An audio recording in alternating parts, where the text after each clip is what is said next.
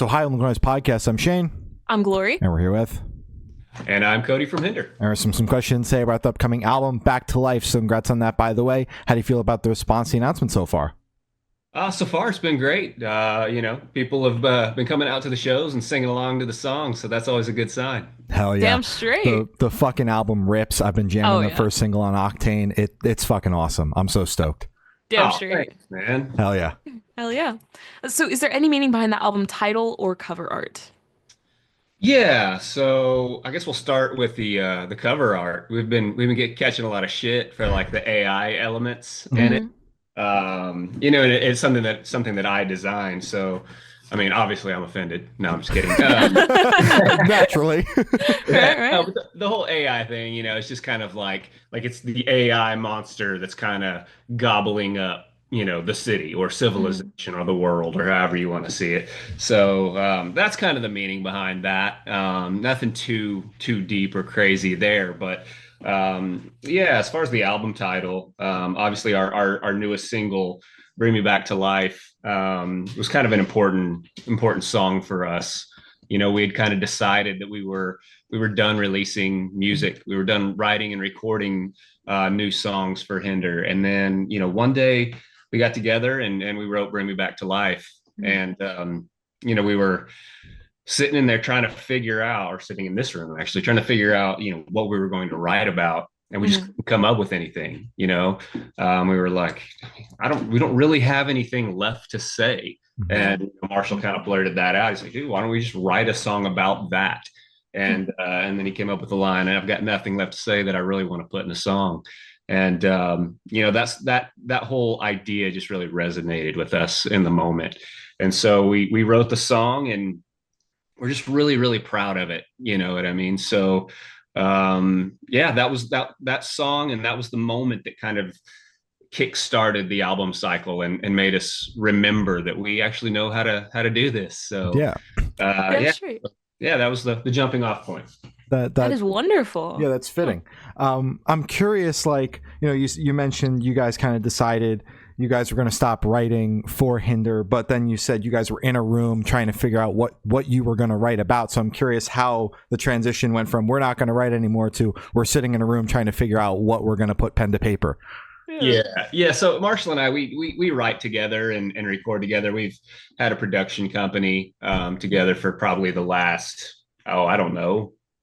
12 years or more, 12, 13 years. So, we're always writing and recording for whether it's, if it's not for Hinder, it's for, maybe like a side project that we think we might want to do at some point, which we've done several times now. And, or for other artists, or, for sometimes we'll just do it for, maybe like a movie pitch or a commercial or something like that. But we're always writing and recording. So yeah. Gotcha. That makes sense. So can you tell us a little bit about the writing process for the album? Yeah, I mean, to be honest, it really wasn't anything crazy or any different than what we typically do, which is we sit down with, an acoustic guitar or a piano or whatever it may be. The majority of the time, and it's not like this every time, we do it different sometimes, but we'll come up with a chord progression, something that sounds moody and cool, and then we'll come up with the melody next, and then lyrics. Marshall, he's actually been kind of doing things a little bit backwards lately, where he likes to jot down lyric ideas and then work backwards from there, which I don't know. We're still working all that out. Work in progress. Yeah, still up in the air. Yeah. I don't know why he likes to change the system, but we're still doing it. So it worked out pretty good. Gotcha. I'm curious about the timeline for the album, when the writing process for the album started, and when you guys had the masters in hand. We've been writing, the song Bring Me Back to Life. We've been playing it live for like 2.5 years. We were almost ready to sign a label deal with a label based out of LA. And part of that deal is to go out there and do recording, right? And so we flew out to LA, and I think we recorded like 3 or 4 songs with another producer. And it just, when we were done, it just we weren't quite there yet. We didn't feel like some of the songs and some of the arrangements weren't quite what we wanted, and the label part of it didn't. It wasn't really for us at the moment, I Mm. guess. So we decided to pull the plug on that and come back home and re-record everything. Mm. Um, Damn. so yeah, we've been working on this stuff for quite a while, and some of these songs were written for other projects that we were going to do, and Mhm. we realized, we're not really working on those side projects anymore. We've always loved these songs, so let's pull them out and kind of reproduce them like a Hinder track to see what happens. Yeah. And so yeah, so some of those worked out really really nicely, and we're excited. Gotcha. Hell yeah. Wonderful. So, do you think that's going to be kind of your approach to when, if and when you guys hit that kind of writer's block wall again, to kind of take stuff from other projects and kind of reimagine them in Hinder's voice? Yeah, I mean, I think we might have depleted most of our our old songs, but I don't know. We'll have to go back and check. But yeah, I mean, we're always going back and listening to old ideas that we had, laid down that are just sitting on the hard drive. So Mhm. who knows? I mean, we did do an entire album before this one that we just decided wasn't for us. So we shelved it and just threw it away. So I don't know. We may go back through and listen to some of those songs and see if it's something that, if any of them have potential. I don't know. They probably don't, but we'll see. We'll see. Give it All right. time. Give it Yeah, time. Yeah, yeah. exactly. So, what song off the album took the longest to write, and which one is your personal favorite? Ooh, man, that's tough. I don't know that any of them took a long time to write necessarily. Mhm.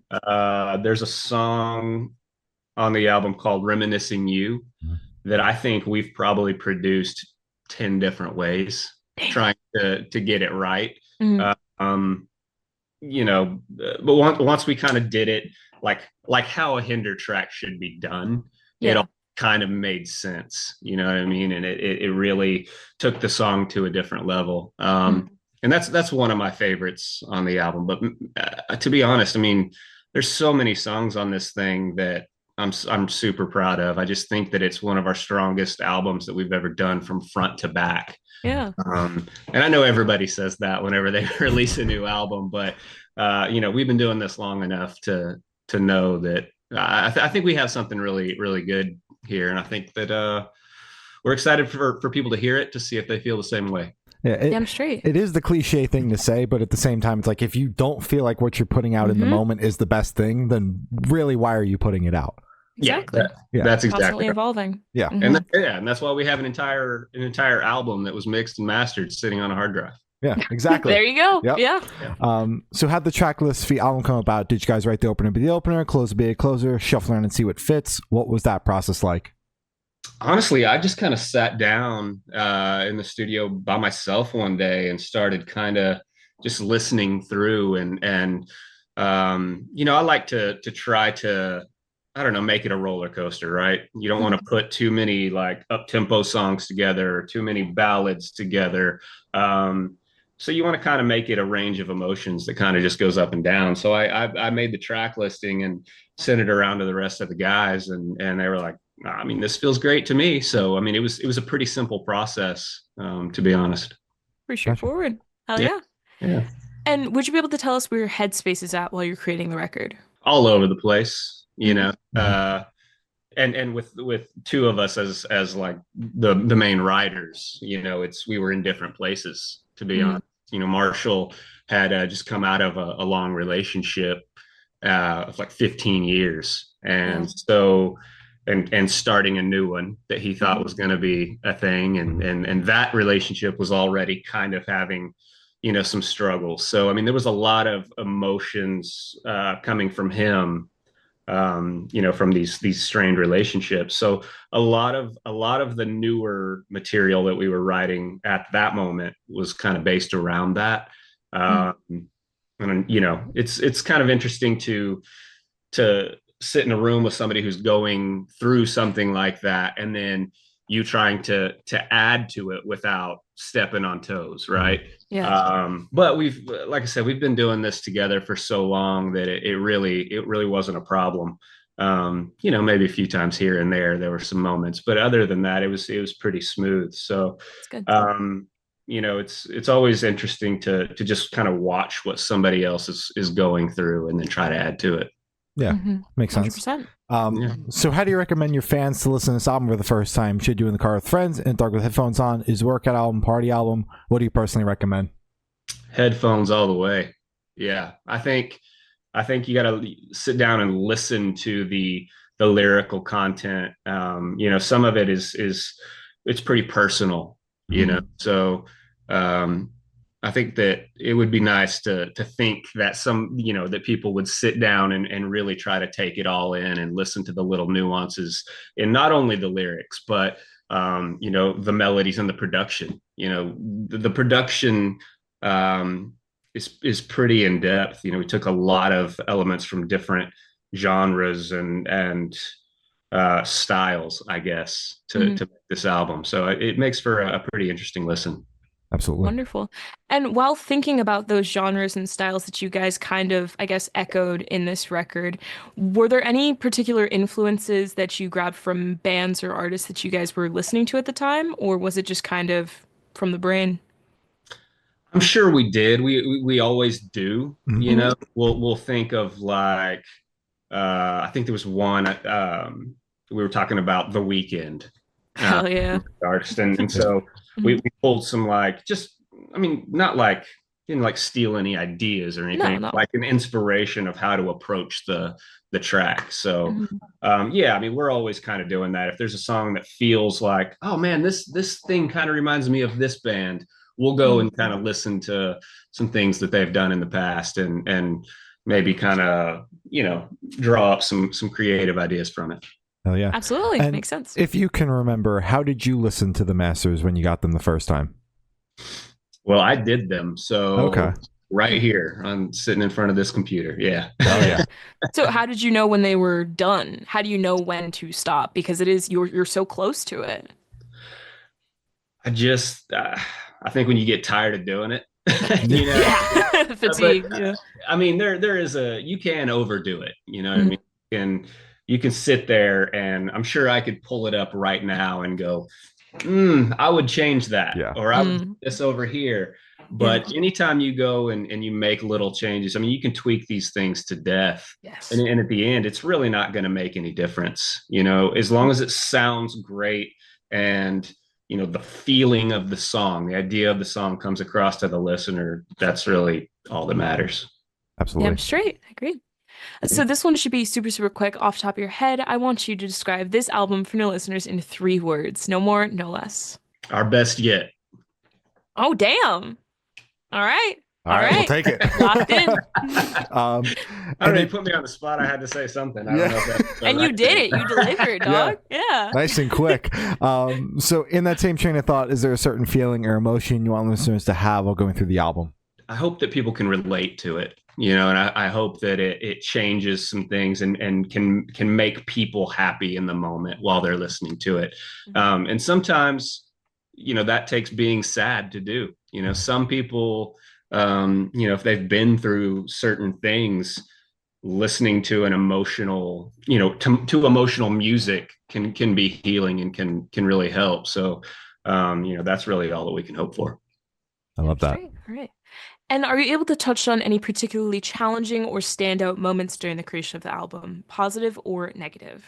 Yeah, I mean, like I said, going out and recording some material with a new producer is something that we hadn't done before. Mhm.